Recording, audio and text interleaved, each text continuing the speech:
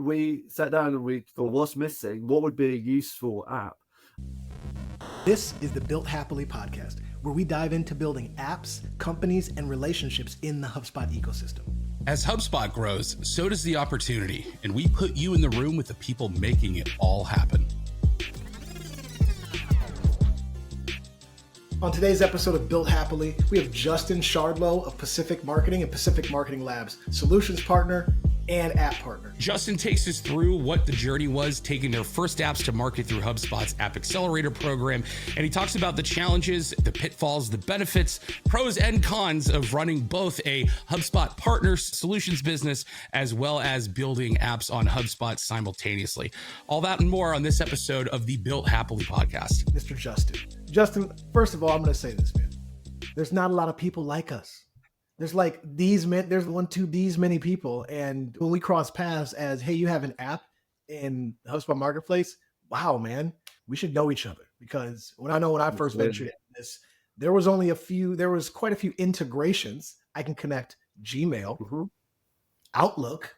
I can connect Zoom sometimes. There was even one that was like Stripe works, kind of.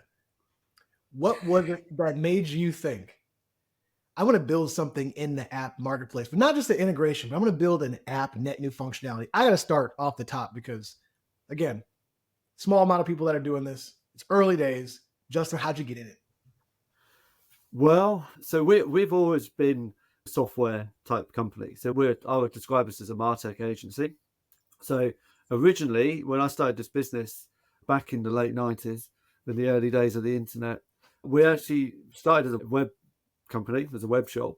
But pretty quickly, we found that people wanted to be able to update their own content. So we built these little apps and plugins to go into a website that gave people these kind of really basic CMS. This is 20 years before most CMSs were out. And it's just little access databases they could update, put their news or job adverts on their sites. So we've kind of always had that, that background of software development. And we've developed various different things over the years. So when we got working with HubSpot, you could see like the opportunity in the app marketplace.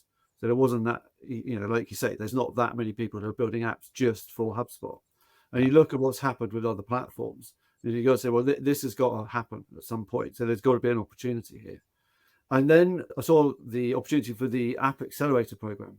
And I was like, okay, that's how we get involved. So now all we need to do is just think of a couple of ideas for apps, pitch them in, which we did.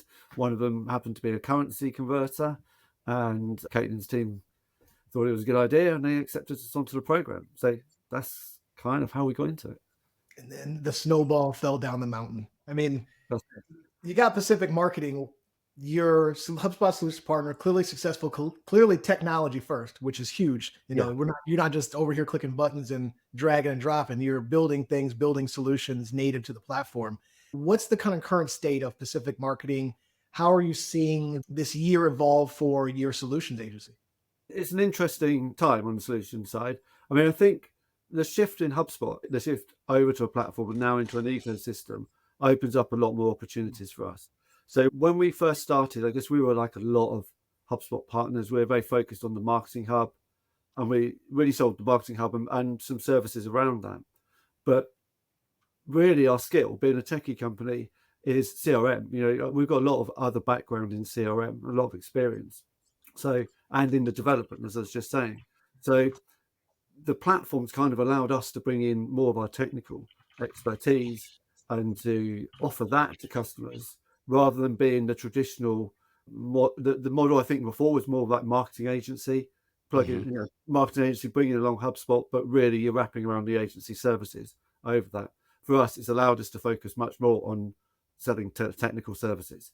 And then the development of that means we can go wider. So rather than just selling Marketing Hub, we're now selling full CRM solutions, but also getting involved in stuff like programmable automation in Ops Hub, data tools, and even going back actually to our roots of building websites again, because now we've got customers saying, hey, we want to move our website into HubSpot. Can you help with that? That's what's really happening for us. The other big thing I would say is we're getting a lot of new business now, whereas customers who already have HubSpot. Okay, so they're already using it, but they need some expertise to do more with it.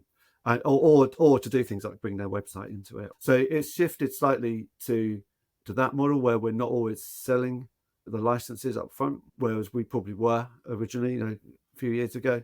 So there's a bit of a mixture, which is quite an interesting dilemma, because as a partner, you're tiered on quite heavily on selling licenses. So we've got a lot of work coming in, to do the consultancy side, but we're not always able to, because there's nothing to sell them because they've already got. That reminded me of the story of when we first had Appchemist, we had a Cam. Shout out to young Nick, but he's just like, yeah. So how much are you selling? I was like, 0.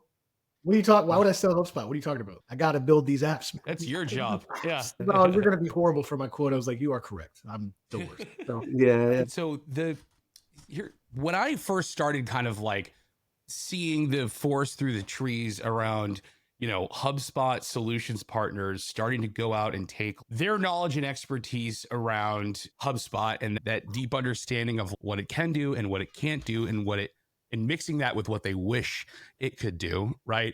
I started talking a lot with people about, hey, this is the next, like building apps on HubSpot and like monetizing an app on HubSpot is kind of like the next big sort of like revenue horizon, or this is at least my theory. It was my theory back then, right? The next big sort of like revenue opportunity, if you will, for HubSpot partners, because it's like you've got this platform, you're very familiar with it, you have a deep understanding of what your customers need to get out of it, you have a deep understanding of where the gaps are, right? And HubSpot is empowering partners to be able to go out and build stuff to add new functionality to the platform to fill those holes and build a business around it, right?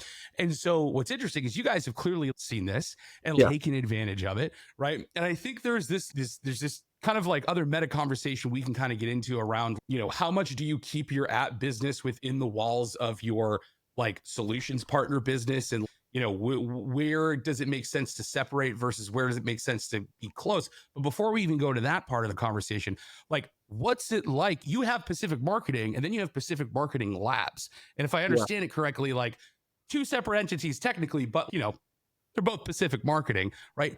What's it like, managing a HubSpot Solutions Partner business and an app business kind of like side by side at the same time, right? What sort of unique challenges does that present to you? How does it make you think differently about how you're growing both those businesses?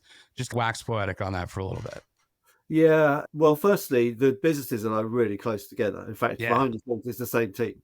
There you go. Yep. So we kind of go out. It's really a branding thing.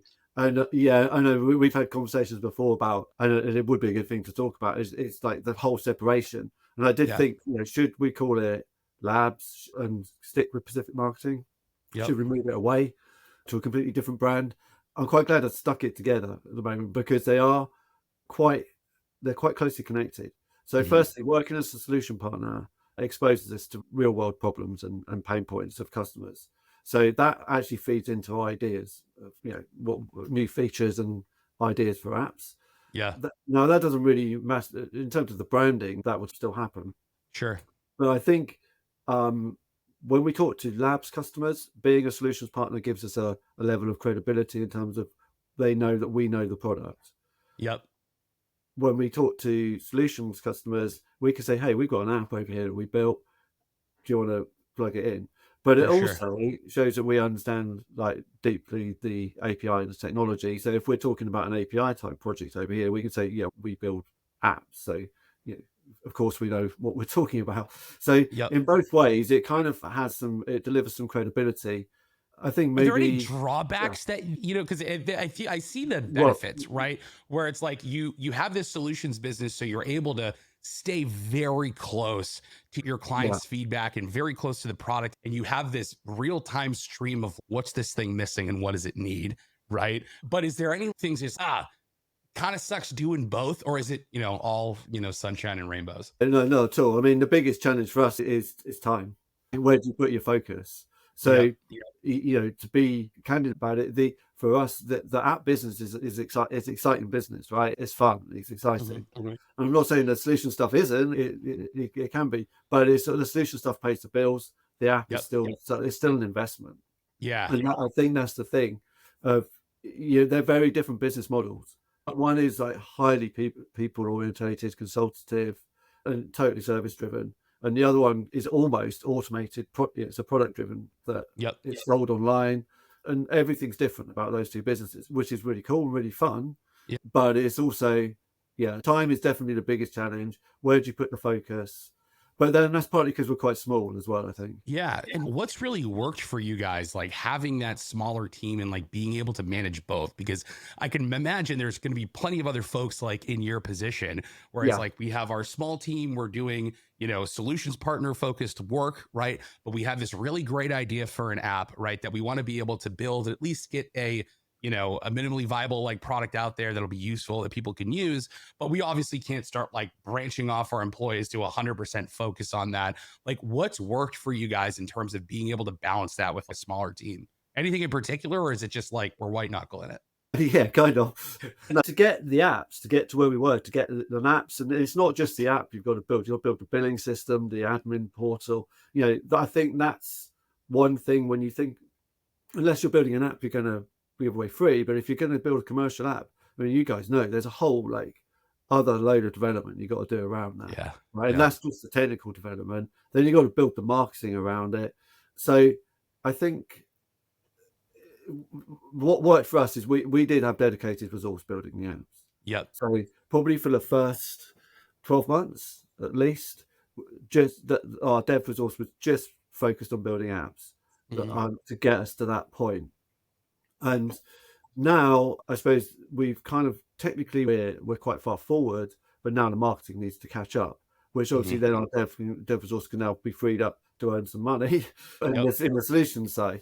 But you've got to have that focus. And actually the App Accelerator program gave us that as well, because there's targeted deadlines as we went through that. So it really made us kind of get a nice repeatable process, hit those specific points along that journey.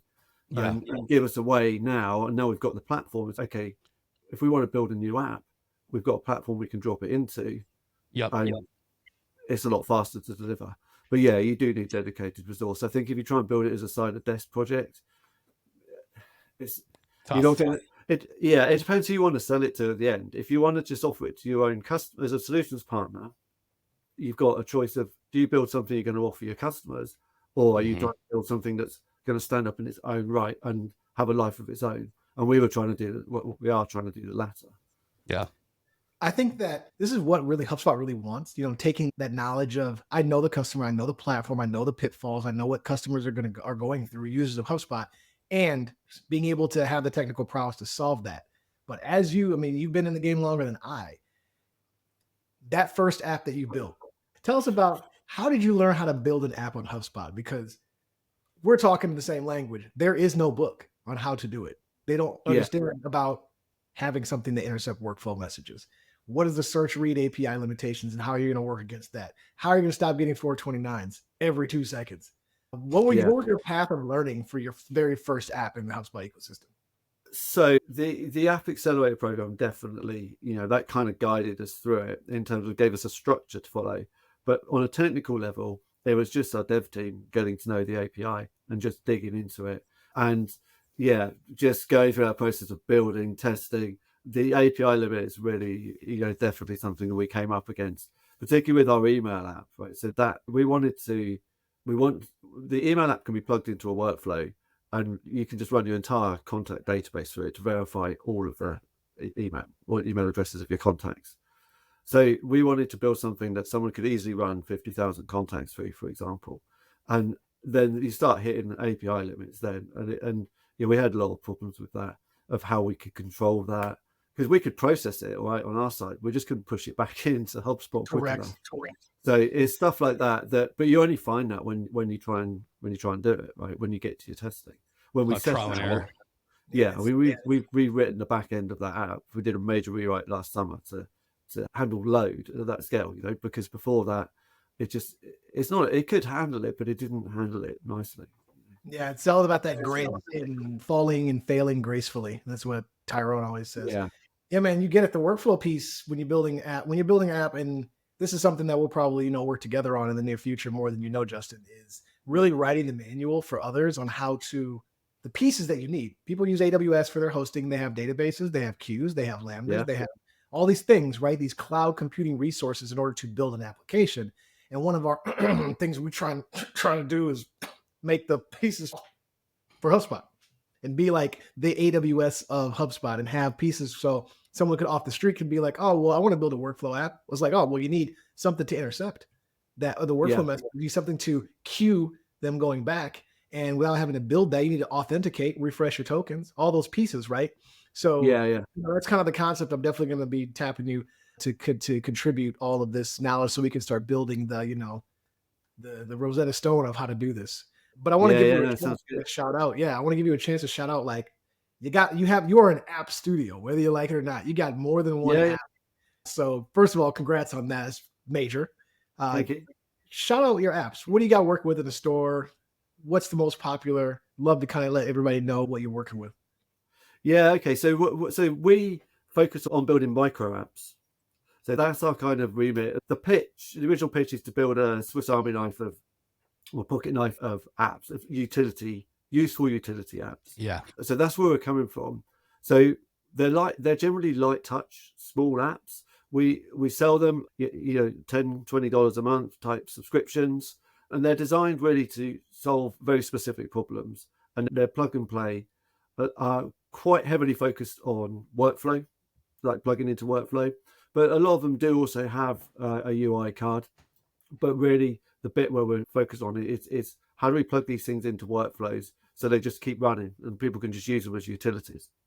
So our best selling app, if you like, is called Validate. That's an email verification tool. So you pass it an email address, it tests it to see if it's valid or not, and it tells you, brings back valid, invalid, it's a catch-all domain, or it's unknown. So, all the usual kind of email testing stuff.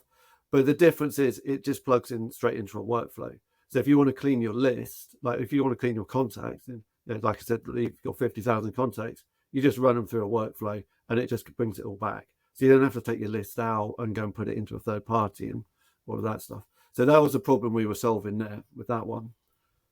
Love that. Just net new functionality into HubSpot. That's why I think, apps kind of stand in a league of their own, like against integrations. You know what I mean? It's like integration is like, cool, you got this other tool that like you could use independent of HubSpot, right? But when you call something like an app, right? This is, and me and Dax have even seen recent examples of where, people calling apps integrations and integrations apps and not really getting the verbiage down. And I think us all as app builders get really steamed when we see that happen. But it's just, adding net new functionality into HubSpot is kind of like what we're all referring to as apps. But sorry, I interrupted you. It's an interesting point because I'm talking with other app developers over here in the UK, because we started forming this kind of community.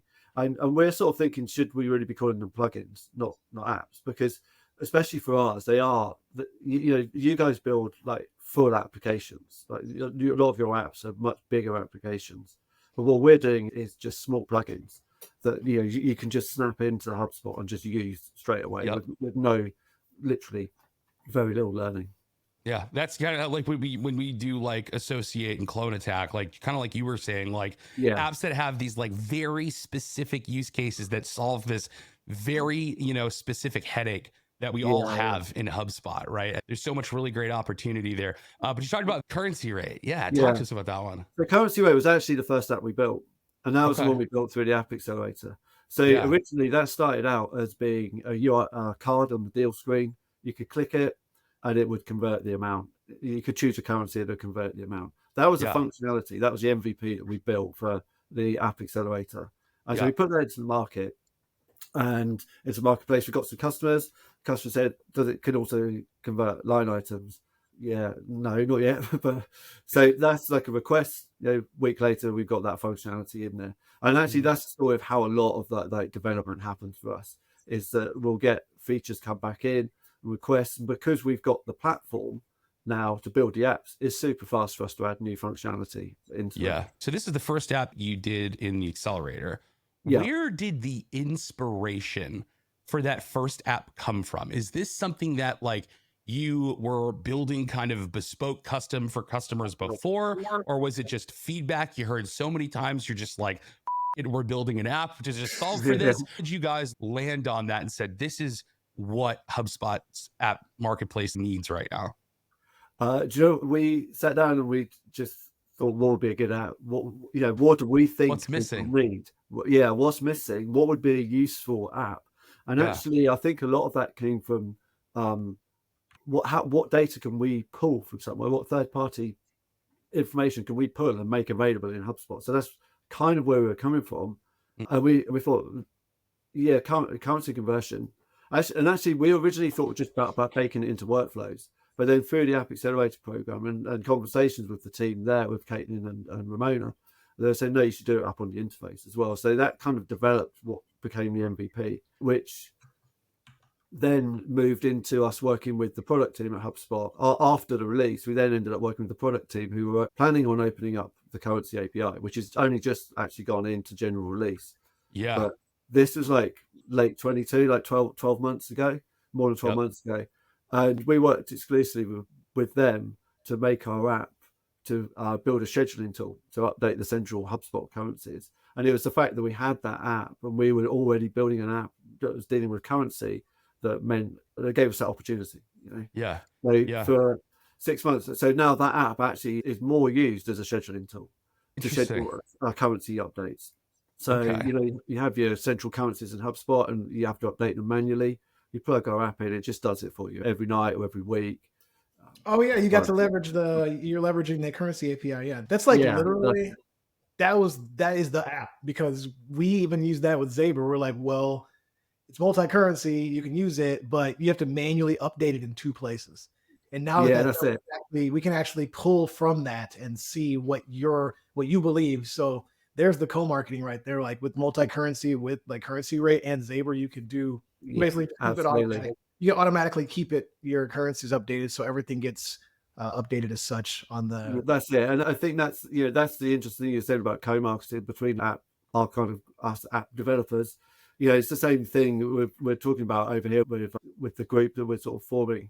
Is there can be a package of apps that all go together. They're all built by different studios, but they can all go together to provide a nice solution for the customer. Yeah. And it's like, how do you move that on? At the moment, I think everyone's kind of working quite isolated. We all know each other and we talk to each other about it, but there's in the future, there's how do we bring those things together? And I think actually some of that might be driven by HubSpot thinking about some of the recent stuff they've been talking about. The pugs, right? The new, yeah. That's the name's amazing. Justin, there was something that you kind of mentioned where you were saying like, hey, if we could take this third-party data and combine it with data we have in HubSpot and do this, you're almost kind of explaining this like 1 + 1 = like 3 sort of scenario.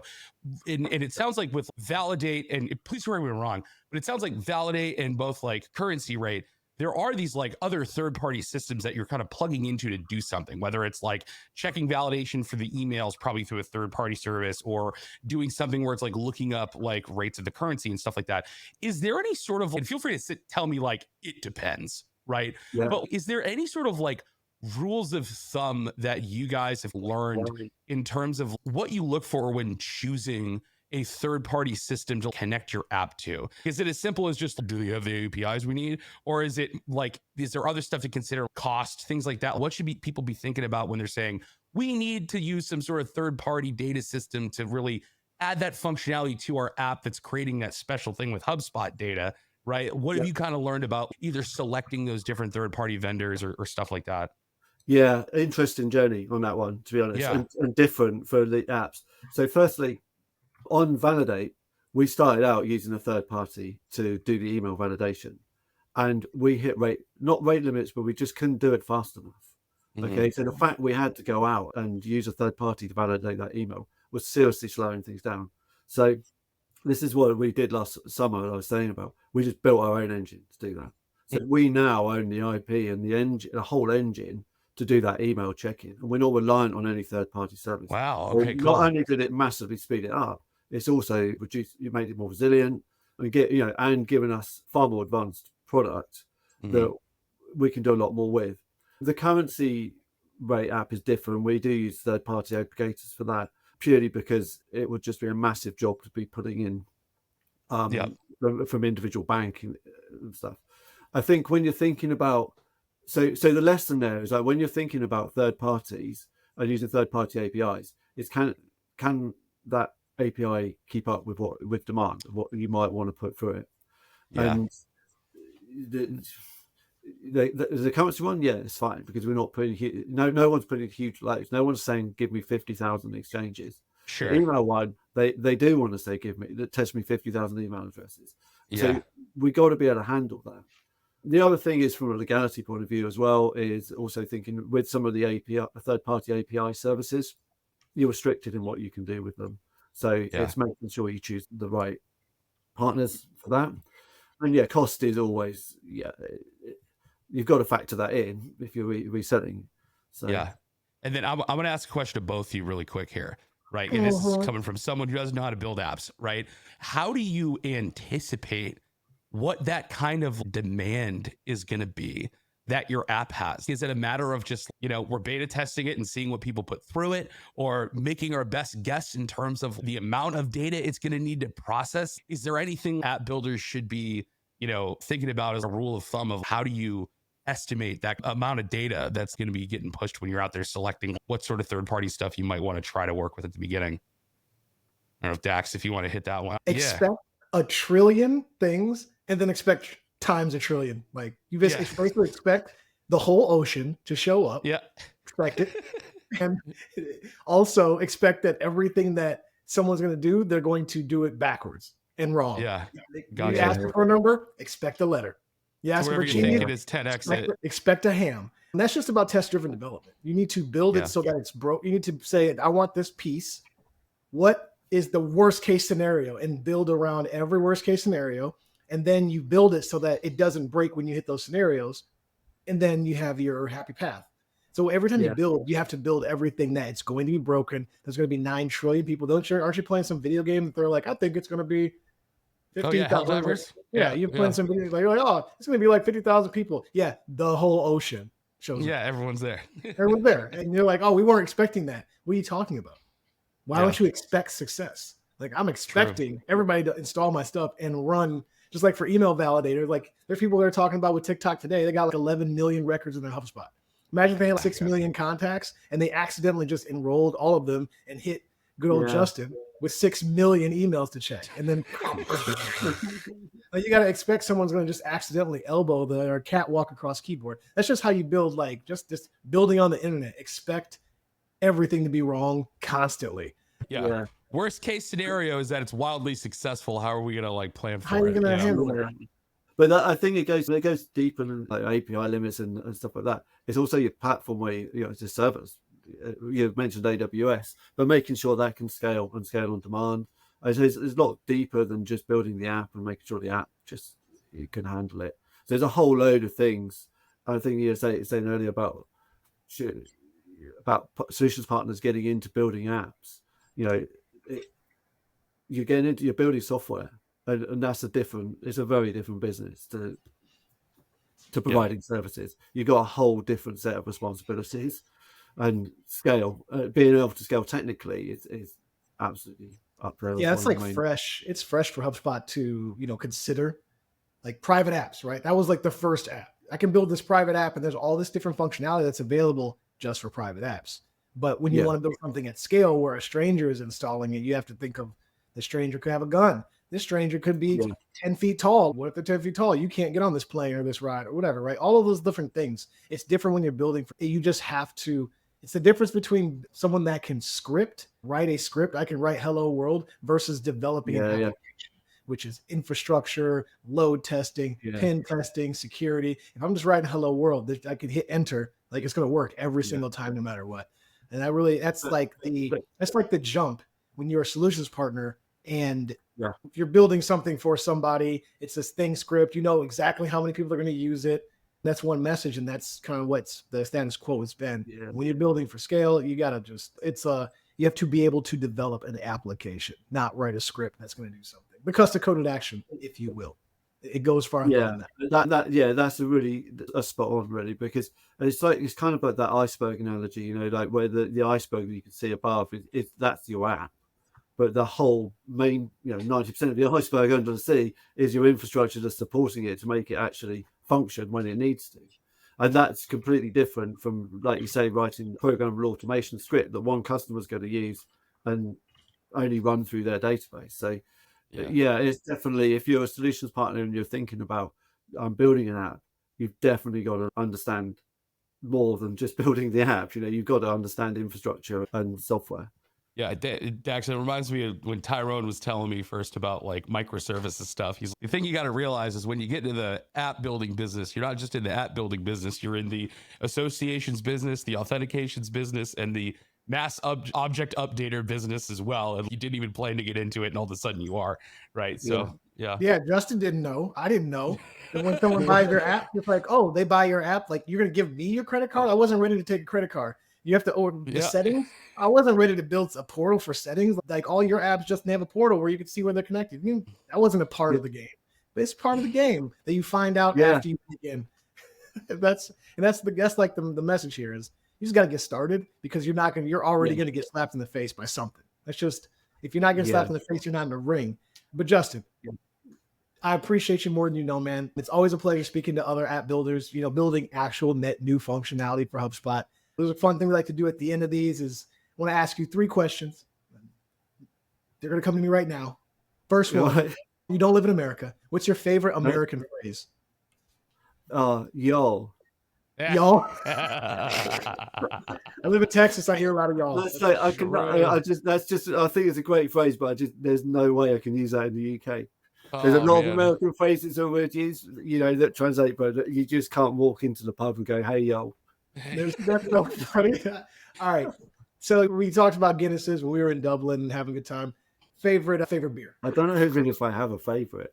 We're asking the hard questions here. I think the one of the best beers over here at the moment is Neck Oil. It's called Neck Oil. It's like an IPA. Neck oil? Neck Oil, yeah. You could use some neck oil, to be honest. Yeah, I'm trying to get my moisture right. It's pretty good. Justin, what is your favorite country to visit outside of your own? Outside of Europe. Not outside of Europe. I would say outside of your own country, because people be like, "Oh, my favorite country is America. I'm in America." Yeah, US is definitely up there. I do love the US, as I was there last year in Florida, actually, and it's great. Probably Italy. What's my favorite? Certainly in Europe, Italy is my favorite.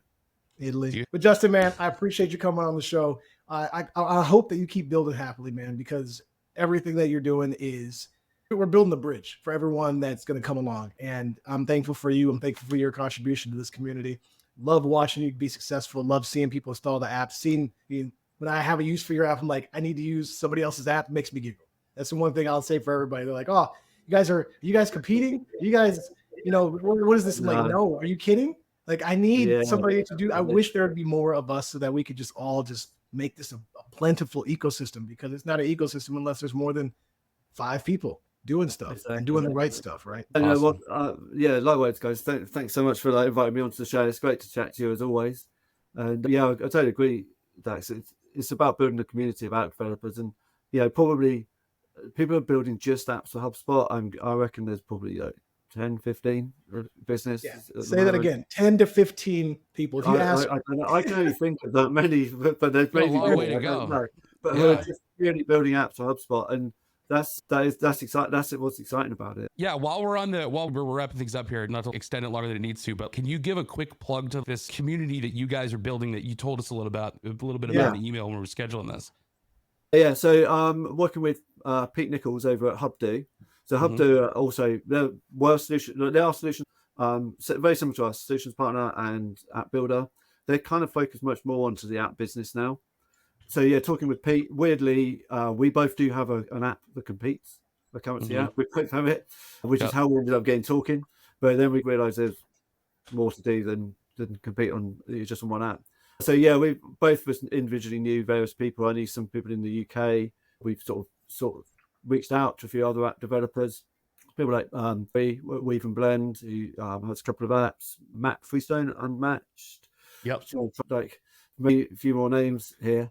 I won't put you on the spot. I was going to say, big thing we got to do, I think, is do a follow-up episode with those guys. Yeah. And maybe come in here and have a discussion around how app partners can work together and support each other and lift each other up, and really, turn this industry of building apps on HubSpot into something that it's truly going to be, right? And build it bigger. That would be a really cool conversation to have. So I just want to make sure we at least touch that. Yeah, that would be a cool thing to do. I mean, if the point of setting up the community is to do that, to support each other and to help each other, share knowledge. But also one of the big things for it is to get visibility for us. Yep. You guys are great at getting visibility, happily. Like, I see you all the time and you're really awesome at it. But we're not quite so visible. And it's how do we work by ourselves, or do we all collectively join together and say, hey, this is, it's like what I was saying about having a package of different apps that can solve for a customer. How do we make that visible to a customer? How do we all become sort of a little bit more visible? Yeah. And I mean, that's the other thing too. It's like HubSpot apps are better together. You know what I mean? It's because it all ends up talking into this one common language that we know, which is this HubSpot platform, right? And there could be all these different situations where it's a 1 + 2, 1 + 1 = 3, situation. When Dax was talking earlier about, hey, there's really cool ways you can use Zebra and currency, right? There's probably great ways, you could use things like Associate and Line Pilot together. And I'm sure, like, I haven't put it through my head, but it's just, with HubSpot being that central glue that holds it all together, right? That is like one of the best ways that I think like app builders can grow out there, is find other app builders that do things that complement what your tool is doing in a way that maybe you didn't think of before, because you're both talking to this HubSpot thing, and find ways where you can work together to show people it's like, hey, it's not our app versus another app. It's like our app plus another app creates like magic that you didn't have before, now that all that data is in your CRM, right? Yeah. So Definitely. I mean, that's the beauty of the app development community versus the partner community, because there's a natural, with partners, I know they do sometimes work together, but there's a natural friction, and because there's competition, right? Sure. But with apps, there's not. Certainly not at the moment, because we're still, I think, quite new. So everybody's coming up with some great ideas for apps, and pulling them all together is awesome. And the other thing is, competition is only going to make the apps better, just like it does in any other market, right? Yeah. So we should welcome that too. Healthy competition is great, because I think there's a big, we like, the only way this whole app industry on HubSpot's going to grow is if we all do it together. You know what I mean? It's not, we're not out here like doing vicious competition. Like, we're out here being like, how can we all push the envelope, and how can we all, get other people to follow in our footsteps and do the same thing, right? Because that's what HubSpot wants us to do, right? If you think about it, and we're all kind of in at the ground level with this stuff, which is really neat. I always say is, if you got on a phone call with all the WordPress developers, that phone call would explode. It'd be 600,000 people. It would be like an amphitheater of, you say, with Shop, it would be a full-on staple amphitheater, huge match. Everybody's filled up, hurrah. And with HubSpot, it's one table of people. Yeah. All the table at inbound, it's all of us sitting at one table. That's it. It will not always be like that. And if it would be a problem, I think that's the exciting bit though, Dax, isn't it? It's, that's where we are in the market at the moment. I mean, you guys are quite a way ahead of us in terms of your growth and your development. But I looked at what you guys are doing, even before when it was Aptitude 8 and the labs, it became A8 Labs and stuff. I've always kind of looked at what you guys have been up to and trying to follow. Yeah, we just need to make some noise together. That's I'm super happy. Yeah. This is part of that noise we're trying to make together. No, it's awesome. Yeah. Awesome. Well, Justin, thank you, man. I really appreciate it. Thanks, guys. Really appreciate it. Great to be part of this.